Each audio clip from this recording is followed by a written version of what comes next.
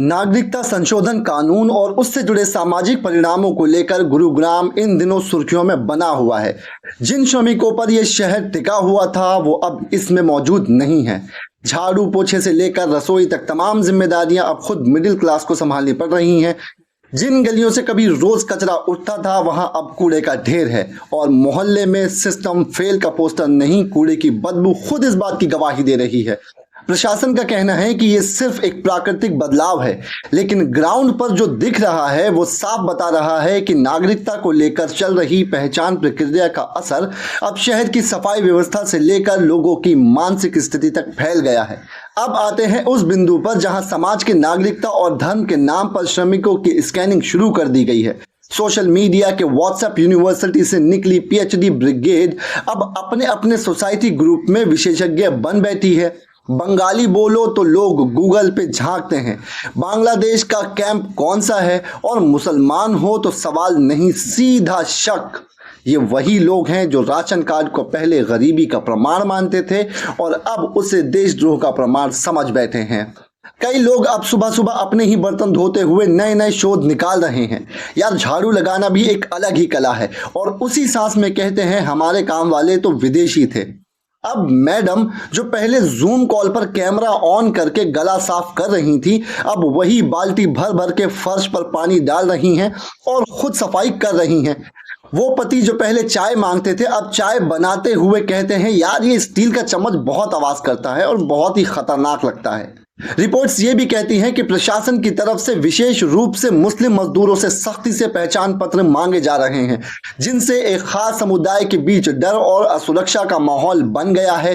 कई इलाकों में रातों रात बस्तियां खाली हो गई हैं। रेड पिकर्स, सफाई कर्मचारी और घरेलू कामगार जिनकी कोई स्थायी नौकरी नहीं थी, वो पीएफ में दर्ज नहीं थे, अब पहचान के इस जाल में फंसकर गायब हो चुके हैं।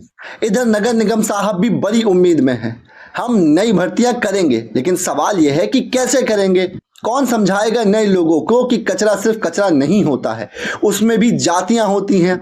गीला कचरा अलग होता है, सूखा कचरा अलग है, प्लास्टिक अलग है, कांच अलग है, एल्युमिनियम अलग है, और हाँ, सबसे खतरनाक इंसानी सोच का कचरा, ये वाला तो अभी तक रिसाइकल भी नहीं हुआ है। देश के कई राज्यों में नागरिकता सत्यापन की प्रक्रिया चुपचाप जारी है, बिना कोई आधिकारिक एनसीआर लागू किए। बांग्लादेशी और रोहिंग्या जैसे टैग लोगों के माथे पर चिपका दिए जा रहे हैं। सबसे बड़ी विडंबना यह है कि जब तक कोई यह साबित करता है कि वो भारतीय है, तब तक उसका सब कुछ छिन चुका होता है। नौकरी, पहचान और शहर में जीने का हक। Aadhaar card, driving license, ration card, सब कभी हाँ कभी ना वाले दस्तावेज बन चुके हैं। किसी दफ्तर में मान्य है तो किसी दफ्तर में रद्द किए जा रहे हैं। एक वक्त था जब आधार को लेकर प्रचार किया जा रहा था कि अगर आपका बच्चा खो जाए तो आधार से मिल जाएगा। अब हाल यह है कि नागरिक खो जाए तो बोलेगा कि मुझे मेरा देश ढूंढ कर दे दो, मेरा देश खो गया है।